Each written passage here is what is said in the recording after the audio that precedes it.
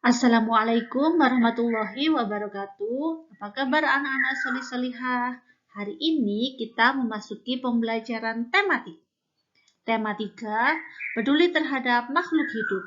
Subtema 3, ayo cintai lingkungan. Kelas 4, muatan pelajaran IPS.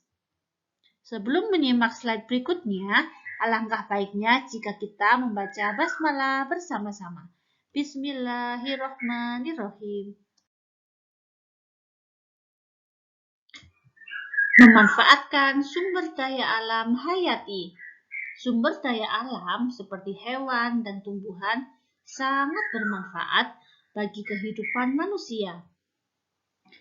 Tidak hanya daun, buah, daging, dan kulit, tetapi limbah yang dihasilkan juga bisa kita manfaatkan.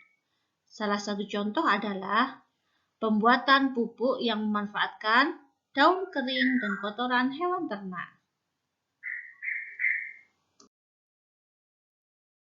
Merawat hewan dan tumbuhan mempunyai manfaat banyak bagi kita, kehidupan manusia. Keuntungan merawat hewan dan tumbuhan yang pertama, jika kita merawat pohon mangga, maka pohon mangga tersebut akan menghasilkan buah yang dapat kita makan. Yang kedua, ayam yang dirawat akan menghasilkan telur dan daging untuk diolah menjadi bahan makanan. Kulit telur juga bisa dimanfaatkan sebagai kerajinan atau keterampilan. Bulu ayam juga bisa dimanfaatkan sebagai kemoceng. Pupuk ayam atau kotoran ayam bisa dimanfaatkan sebagai pupuk tanaman. Dengan merawat hewan dan lingkungan, berarti kita telah mencintai lingkungan. Pelestarian sumber daya alam. Tuhan menciptakan sumber daya alam agar dapat dimanfaatkan oleh manusia. Manusia harus menjaga keseimbangan dan kelestarian sumber daya alam tersebut. Ketiga, ada banyak cara yang dapat dilakukan untuk menjaga keseimbangan dan kelestarian sumber daya alam.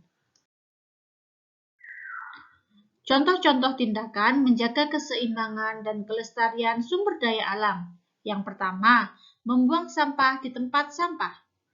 Kedua, menyiram dan merawat tanaman. Ketiga, menanam tumbuhan. Keempat, merawat hewan peliharaan dengan baik. Kelima, memanfaatkan sumber daya alam sesuai kebutuhan. Contoh-contoh tindakan menjaga keseimbangan dan kelestarian sumber daya alam. Yang pertama, berburu hewan langka. Kedua, pengundulan hutan. Ketiga, membuang sampah sembarangan yang bisa mengakibatkan banjir dan tanah longsor.